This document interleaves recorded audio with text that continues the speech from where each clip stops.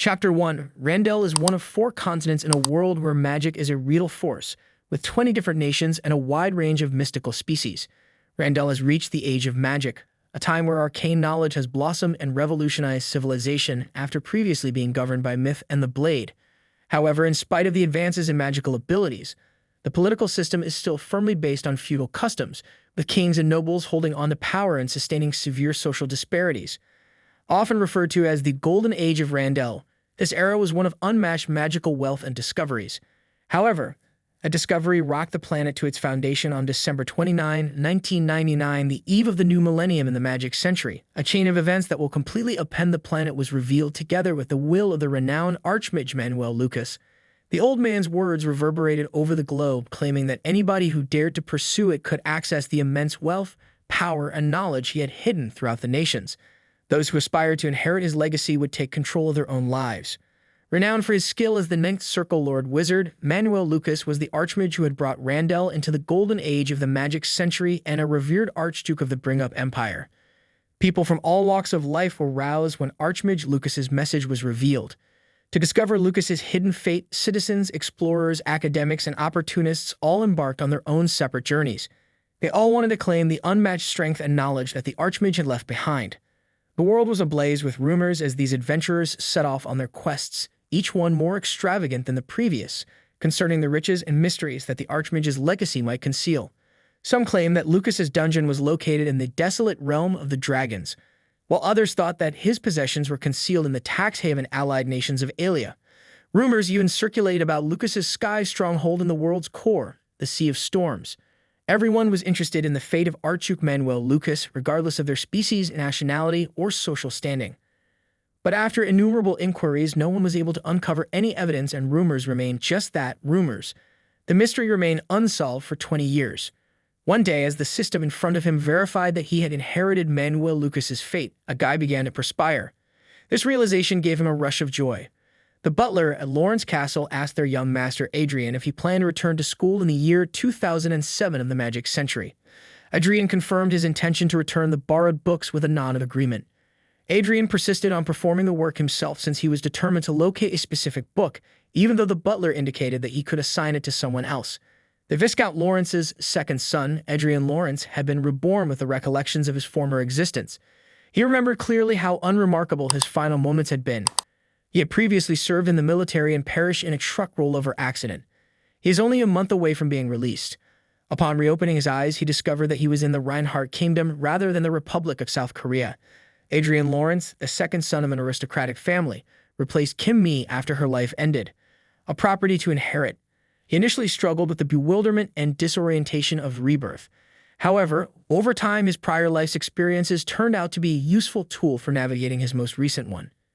Adrien's memories turned into his greatest asset in spite of the difficulties, influencing how he dealt with his new environment. Other kids his age played mindlessly, but he was enthusiastic about learning, beginning before his classmates. The instructor informed his father that he had never seen someone so exceptional at learning. He expressed gratitude to his teacher, believing that he had fulfilled his father's wishes and been acknowledged by others. Expectations simultaneously. If he had to express one disheartening thing, though, was that he had lost everything. He is aware that the Randell world had a higher level of civilization than the modern one, Earth. He realizes that the only thing he can do in such circumstance is to constantly work to improve his value and continue acting like a genius because his knowledge from his former environment wasn't very helpful. But life isn't simple enough to get by on hard work alone. There was an attempt to poison him when he was 7 years old.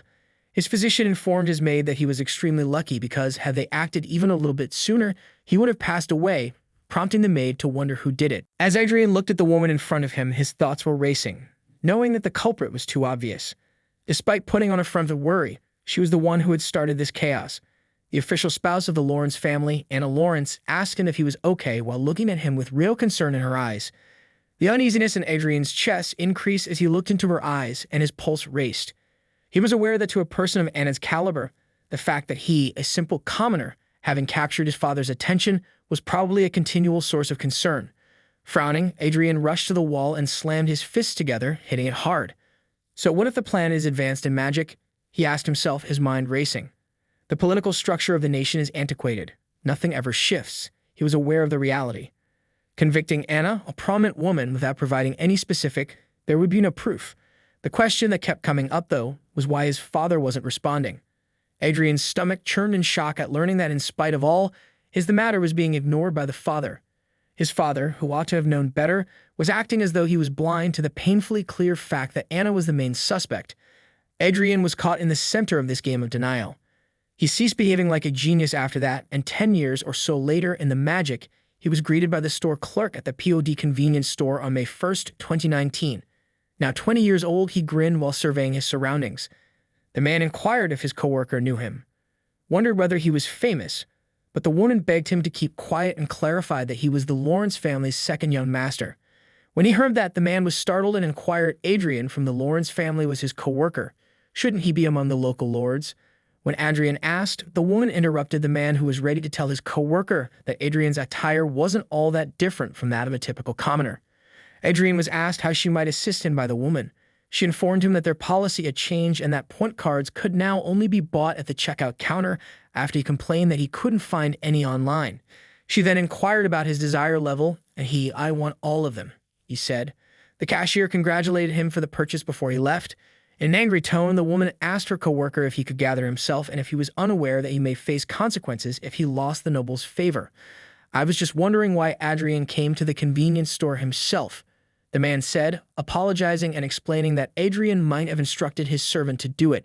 However, the woman questioned her colleague when she first met him. She informed him that she was really afraid, but how would she know? In response to the man's question about how frequently Adrien visits, she says that he does it 2 or 3 times every month. Additionally, it appears that Adrien enjoys playing games a lot. Upon examining his 5 million game cards, Adrien realized that in Korean won, about 5 million won would be involved. His security then informed him that they had received a call indicating that he is astonished and angry when his young master, Cedric, shows up at his house. When Adrien's mother, Sylvia Lawrence, anxiously reports that he has arrived, he gives her a hug and inquires about his brother. However, Cedric Lawrence, Adrien's half-brother, who was 23 years old, and yelled at him, asking him if he was in his right mind and whether he was wandering around the estate without a car, which irritated him and his mother. Terrified. Although he is aware that Cedric was constantly flirting with girls, he believes that if he were the kid of a noble, he should consider the prestige of the family. Cedric wouldn't even be able to care for himself. He hadn't been a noble. However, he also understands that if he responds, it will only prolong the situation, so he will simply retreat and inform Cedric he will be mindful of his short-sightedness the next time. In any event, Cedric informed him having mixed or common blood is not something to be proud of. When he asked Cedric why he was there, Cedric said that it appeared their father was preparing to. He must have heard about it too, since they forced him to take over a company called Far's Distribution. He is aware that Rondel's noble families make a potent mix by our standards, the politicians and corporations. As a result, those nobles are involved in a number of enterprises, and one of the companies owned by the Lawrence family is Far's Distribution, which receives funding from the mining sector. Now that he understands why Cedric entered so abruptly, he informs Cedric that he recognizes and will decline. Cedric informed him that he understood completely, as he had anticipated. He advised Cedric to come back after his company was over because he had paid a lot of cash to play games.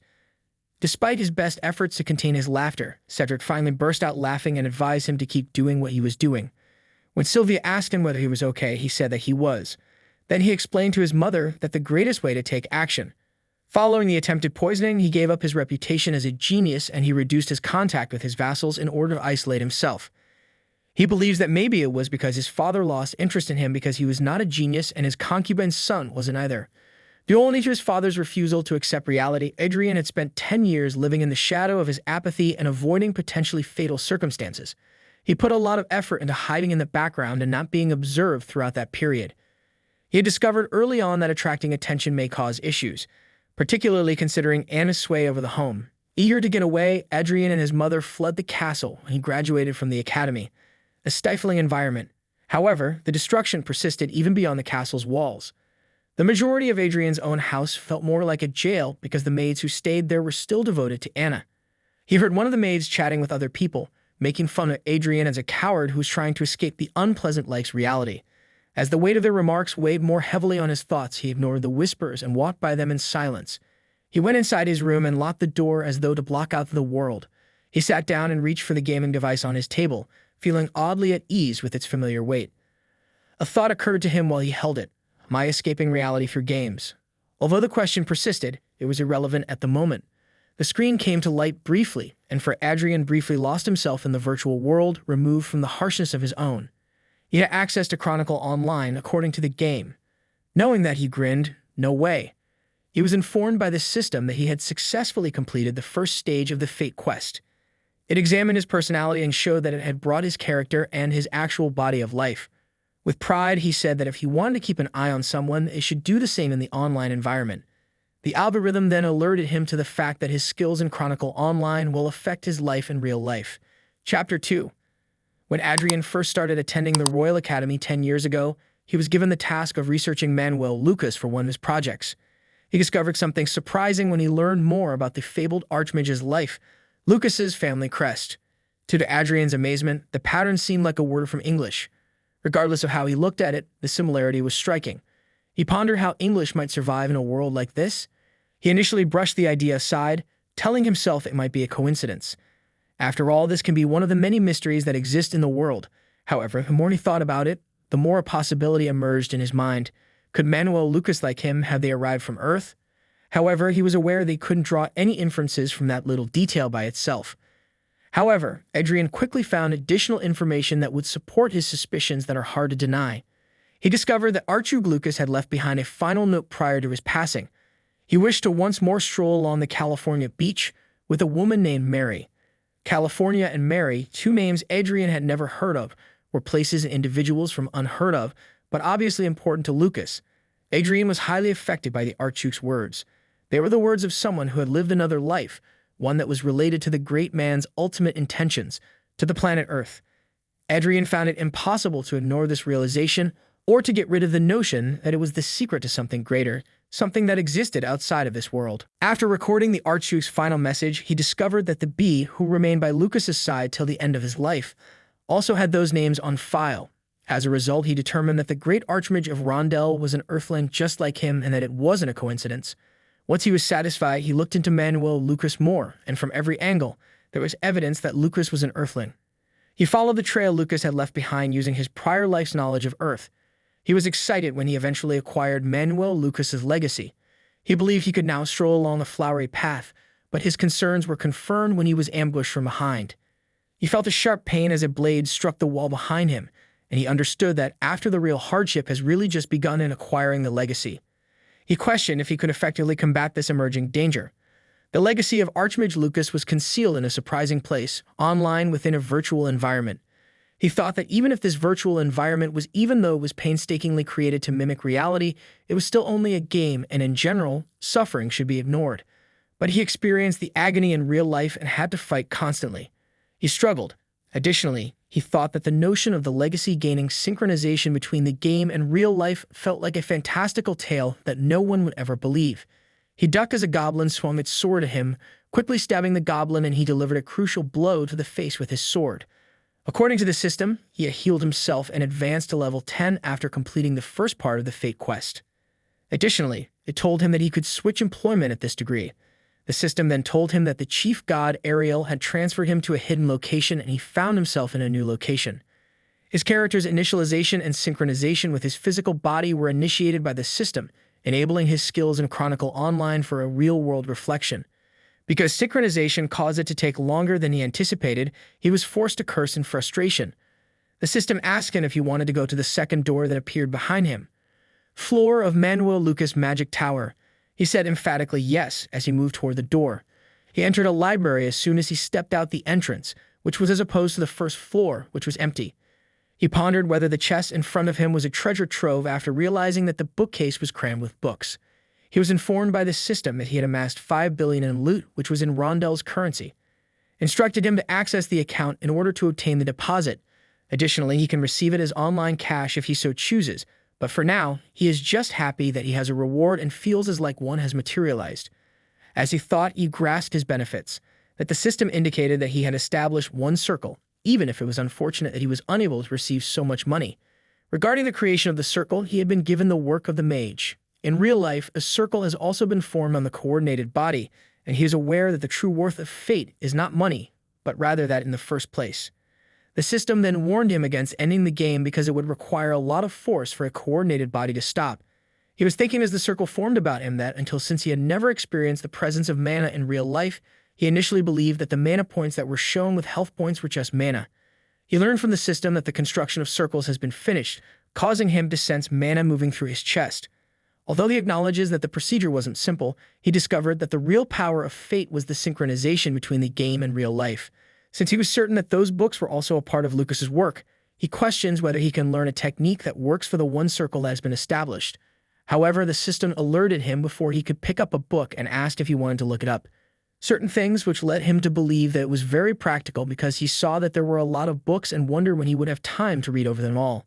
However, he anticipated it from Manuel Lucas, the greatest magician in the world. A second later, he was suffering from a severe headache and was resting on the bookshelves. He believes that simply touching the talent book to learn magic and skills is convenient, like in games, but it hurts and is unpleasant to etch the principles into his mind. Nevertheless, he bears it and grasps a book, aware that it is the final one. Next, the system informed him that it was a book on circle concealing techniques that had mana-concealed circles and was ineffective against top-level detection artifacts, mages beyond the 7th circle, and knights with Aura Master level. He is aware that it is the most important talent he requires, and it seems as though they are aware of his situation. After acquiring it, he experienced vertigo and another excruciating headache. He felt his surroundings shift as a result, and he sank gradually, but he simply smiled and believed that Manuel Lucas's fate was not something he had much hope for. He was on the ground, aware that he had only made one progress and that there was still more to do. He also promises to do everything in his power to ensure that he and his mother have a trouble-free, comfortable life. The following day, in the training hall of the mansion, Vice, the guard knight and dependable buddy, revealed that he was more resilient than he had believed. Vice candidly acknowledged that he was a little taken aback when he was questioned if he truly did, when he stated that he wanted to enhance his swordsmanship, saying that he felt a little lethargic lately and that he would benefit from little exercise. However, since his game character's skills matched those of his real self, he knew it would also be beneficial in the game.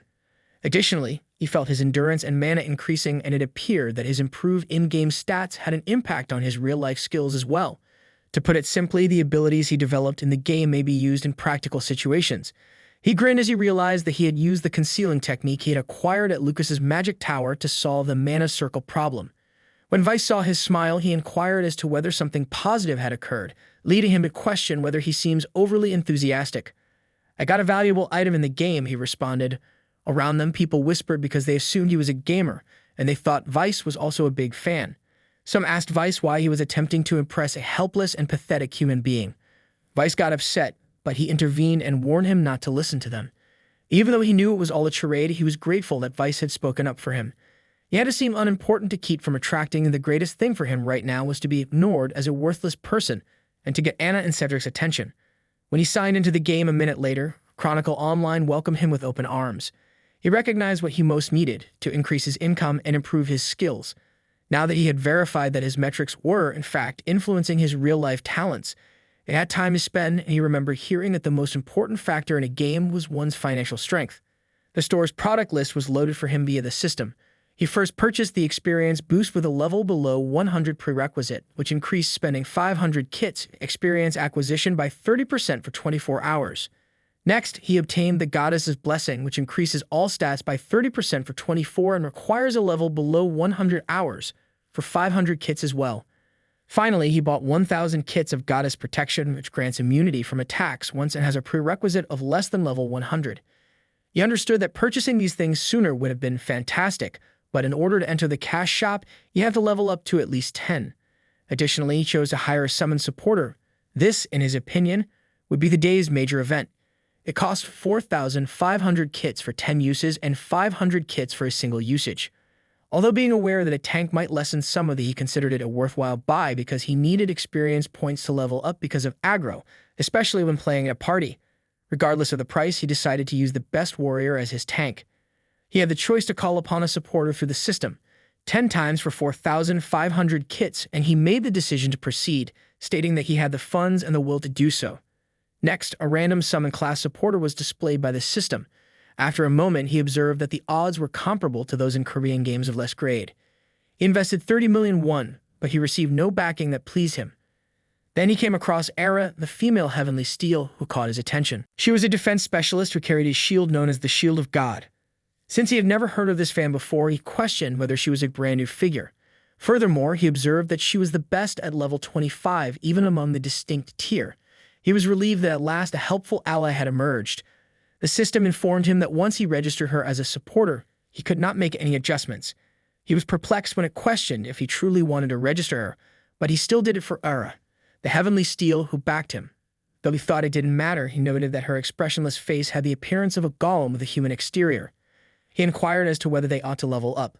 Later, as he used his magic missile to assault the goblins, she tanked them. When the system informed him that he had attained level 20 and asked whether he wanted to check out the magic and technique books he had obtained, he paused. This made him delighted because he had a tank supporter and the hunt was going extremely smoothly. Even if it meant losing part of his experience points, he didn't feel that way as he sat beneath the tree, as if he had no idea what to do. It would be unfortunate, though, because the supporter would require more experience as the level increased. He was alerted by the system that he had been playing the game continuously for 15 hours. Actual time, and pleaded with him to quit playing the game and rest. He questioned whether it wasn't more challenging than using magic in the actual world. He logged off after that. He said that today was enjoyable as he stretched his body, and that he intended to take a quick break to see the training space. However, he was startled to meet his companion when he noticed a supporter stood and gazed at him. Chapter 3. His eyes raced from one end of the room to the other as he panicked, his respiration becoming more rapid. Then, at last, focusing on her blank face. His tone was a mix of fear and bewilderment as he questioned, "Who the hell are you?" in a trembling but firm voice. After a minute of silence during which she maintained a steady stare, she spoke in a cool, collected tone, "I am your support." His frustration boiled over as he scowled. With a sharpening tone, he said, "That's not what I asked." He spoke with incredulity and anguish. "How did you come out of the game? How are you here in the real world?" Her eyes remained fixed as though she were sorting while she appeared to thoroughly examine his question. Through the shards of her mind, "Ah, I understand now," she murmured softly, a glimmer of lucidity in her voice. "You're probably curious about how I keep my substance in actuality." He nodded, glad that she had finally acknowledged the query he had been finding difficult to comprehend. "Exactly," he said, still unable to make sense of it all. She explained, "I am an android." Her eyes seemed to glow with an uncanny certainty as she paused, letting the words sink in before continuing. "My Manuel Lucas, my creator, had a purpose when he created me." He blinked as he struggled to take it all in. Manuel Lucas? The name seemed like a faint echo from another era, familiar but far away. "So you're one of his creations?" "Yes," she said, her tone steady and almost robotic in its accuracy. "As is dictated by my master, Arcia of Heavenly Steel serves as the model for both my appearance and my fighting skills." Even though there felt like there was still so much more to do, the pieces were starting to come together. To discover. As he attempted to process what she had said, his thoughts raced. "So you're telling me that you're some kind of legacy, a creation from Lucas, right?" "Yes," she said plainly without even slightly changing her tone. "I am one of his legacies." He gazed at her in disbelief.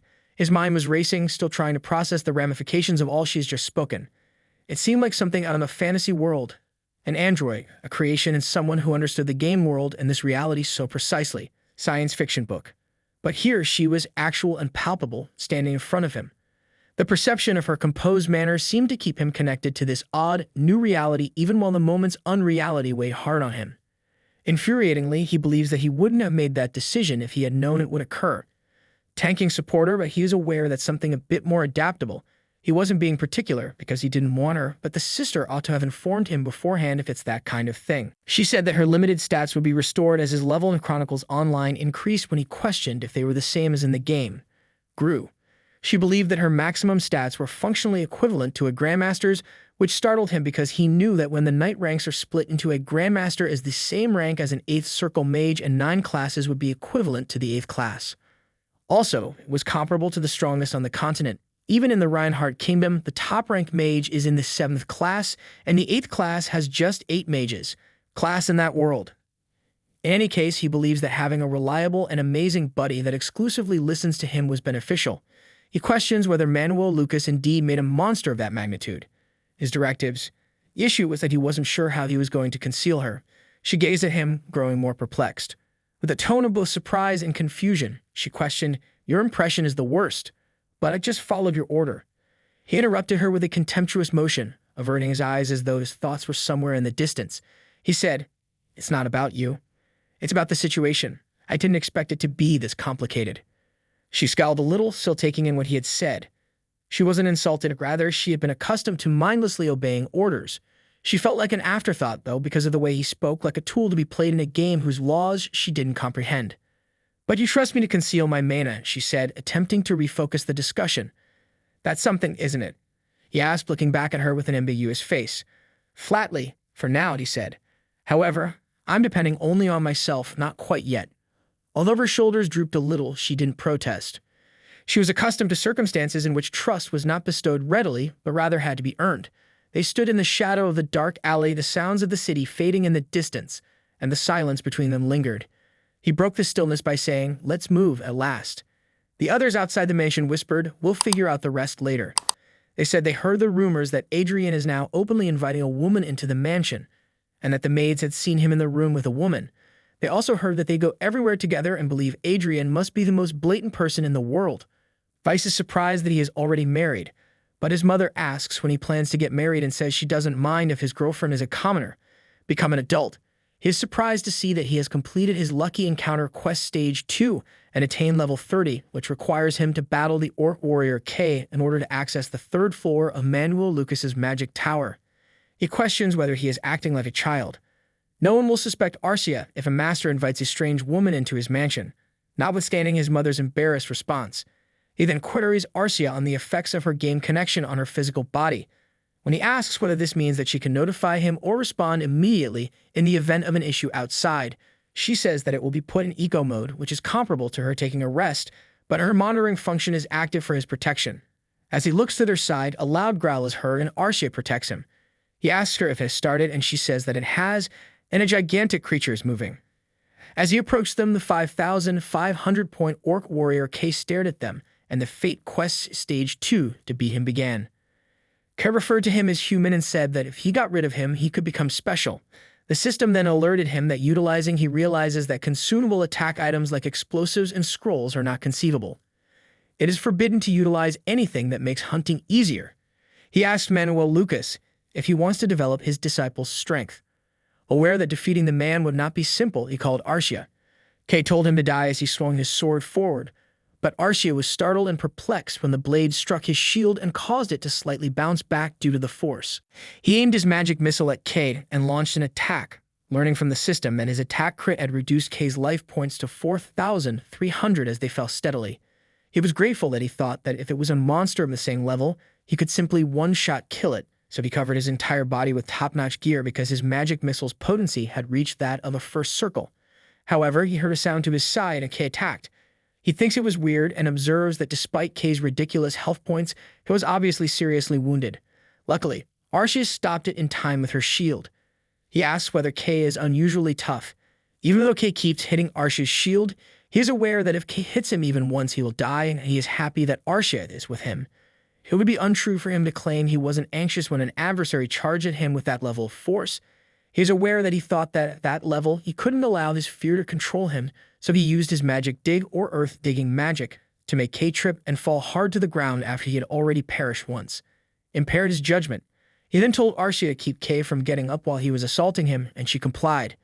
He continued to assault K, who had 3,900 health points. With his, he teased K that he was persistent, which made K even angrier and caused him to fire his sword again.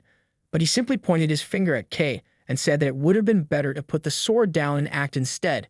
Magic missile until K got up with 50 health points.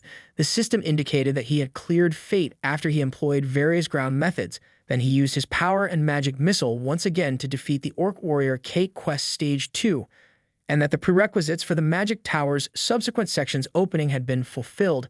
Hence, the third floor of Manuel Lucas's Magic Tower is now open. At the same time, Anna asked Viscount Lawrence what he was thinking about when he was silently staring out of the window of his office. Viscount Lawrence gave Anna a wordless look. After informing him that he was alone and that it was late at night, she questioned him about whether the rumor that Adrien had brought an ordinary woman into the estate was the reason. Merely shouted her name and handed her an envelope, which contained a convocation order of local forces stating that the troops from each area had been assembled to create local forces due to the growing likelihood of war against the Krone Empire. The Western Command will get 5 vanguards, 50 knights, and Viscount Lawrence, 1,000 soldiers. Anna pleaded with him to send Adrien because Adrien simply plays the game every day, but he remained mute when she inquired if he was preparing to send Cedric to combat. Day at the mansion. She informed him that Adrien should occasionally play his part as a member of the Lawrence family, but he simply questioned her if she would call upon Adrien and use him when needed after leaving Adrien alone for so long. She said that it was what Adrien desired himself and had so far benefited greatly from the privileges of nobility, but he just asked her if that was her true opinion, and she responded by asking him what he had something to say. However, he simply gave her a brief, silent stare and informed her that Cedric is the heir to the area and he will ensure that neither she nor his father-in-law will be disturbed by. Rayford informed her that, as she had stated, he would send Adrien to the battlefield this time, but that upon his return, he would make Adrien fully independent, so she should just obey his decision this time, making her mute and furious. In the future, he hopes that surveillance and covert investigations won't put Adrien and Sylvia in risk. He tells her to cease right away and let Adrien be free the next day, asking whether it should be sufficient. Vice joyfully informed Adrien that his physical strength had significantly increased as a result of his regular training over the previous several days. He was amazed at how rapidly he was getting better. Vice then said that if he had put in that much effort when he was a youngster, he would have grown into a wonderful man, but he simply grinned, understanding that his abilities had obviously improved since he had already attained level 30 and stage 2 of the Fate Quest. Recalls that the achievement of that Fate Quest was also quite fulfilling because, in addition to earning a substantial sum of money and creating his second circle, he also acquired a subspace. Similar to the game's inventory, he now has a treasure box to conceal essentials. If he makes good use of it, he can use it for more than just basic storage. Things as well. He believes that because the game's stats are accurate, he can become a magician with physical skills similar to that, depending on his work of a night. And if he can fully assimilate the statistics that fate has given him, he might even turn into a more formidable monster than Archmage Lucas. He then informed Vice that they should proceed since he had done resting, but the other knight called to inform him that he had been called to the castle by their lordship. Chapter 4. As he pondered his father's words, Adrien stood silently with his hands clenched at his sides. The weight of Rayford's statement hung thick in the air, each syllable serving as a stark reminder of his position in the family hierarchy. "So what you're saying is that Adrien is expendable?" Cedric questioned, his eyes glimmering with annoyance, his voice piercing the atmosphere with rage. "That he's not even deserving of standing next to us? As the heir, Cedric, your safety and well-being are my responsibility." Adrien, on the other hand, is not bound by the same law, Rayford said, remaining composed as usual. "Obligations. You can't take chances like he can." In a gentle yet acerbic reply, Sylvia asked, "Are you suggesting that Adrien's life is less valuable than Cedric's just because of his position?" "There is a difference in their value.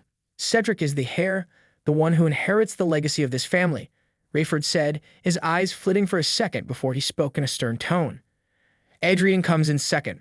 Though it wasn't the first time he had been informed of his secondary status, Adrien felt the sting of his father's comments, each one getting more painful than the last.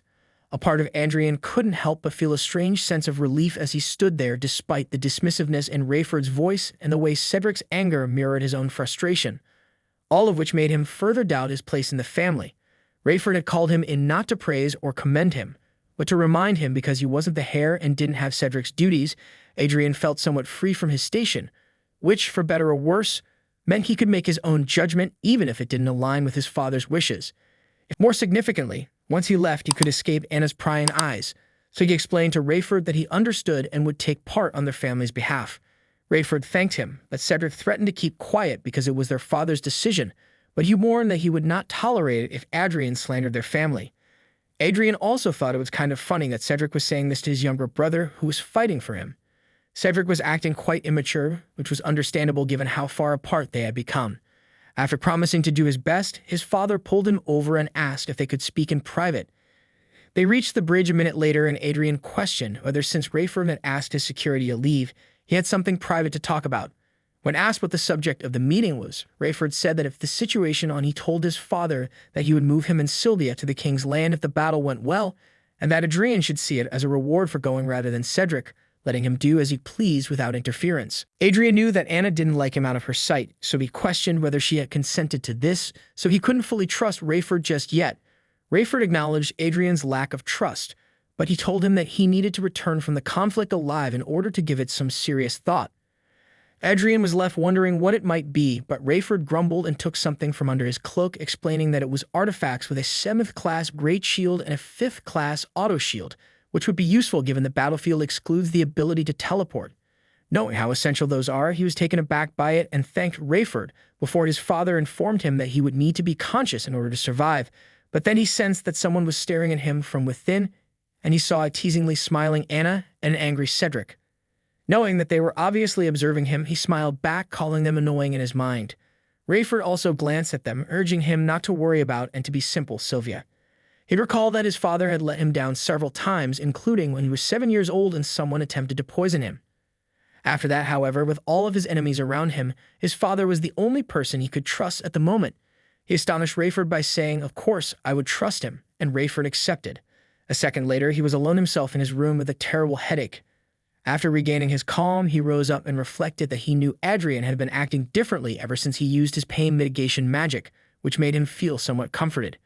Ever since the poisoning, Adrien's mother was crying in his mansion at the time, and he encouraged her not to worry too much because she knew he could take care of himself. But Sylvia, who was still concerned, questioned him what he meant and what if someone heard them, but he said it was good for him, and that it's better to have more primes on their name to get rid of them. She was concerned about what would happen if they damaged him after taking him to the battle. Told her the heir was watching the door and she shouldn't worry. He requested his mother to wait a little while longer, explaining that he was no longer only taking hits because it was almost done. 2 days later, on the dispatch day for Lawrence's army, the staff, he cautiously questioned him who that woman was, and when he asked Harmon if he didn't know heir, Harmon replied that he had heard about their relationship but wasn't sure whether he wanted to take his sweetheart to a potential battleground. He informed everyone in the meeting room of the levitation train that he would not talk about Arcia. He knows that he cannot leave heir behind, and she will save him with her life if things go wrong, especially because Ar leveled up so much recently. Therefore, they should consider her his secretary. Harmon responded that if he insisted, he understood. Nearly an official night, he spent 200 million in 2 days in the game and finished the 3rd level of a lucky charm. One way to get ready for the combat is to enchant oneself for survival. Encounter with wealth. He was now just ahead of the 4th level, and the rewards for the 3rd level, 3 bottles of elixir and the almighty cure, were each worth 100 billion.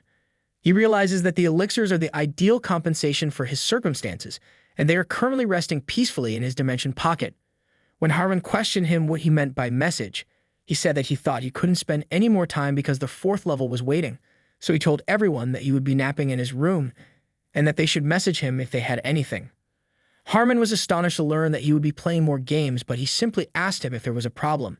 Then someone angrily stated that the reports were accurate, causing Harmon clumsily addresses the man as Sir Dalton, observing that he's a vanguard, a special force with a force sword and force armor that is the focal point of the conflict and is given priority when attacking a country's military might.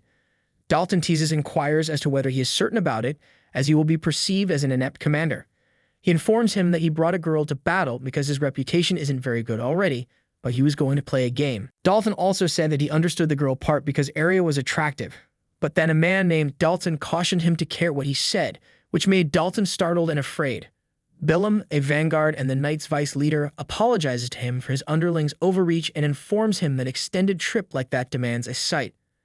Observing that Billum's expression was icy, in contrast to his words, he informed everyone that the Lord's deputy had no reason to be concerned about the underling's viewpoint. Then, when they said that they would send him a message when they got there, he hurled a bottle of liquid at the enormous creature in front of them, which created a massive explosion and caused the monster to growl in agony. Tears of Salamander was an expensive item that he tossed and had a 3,000 true damage effect. He believes it was pricey, but because it has 3,000 true damage and no cast, he'll take it any day. Then in front of him the system appears, giving him the impression that it has worked, and he notices that he has attained level 80, thus the primary god, Ariel, brings him to the hidden room.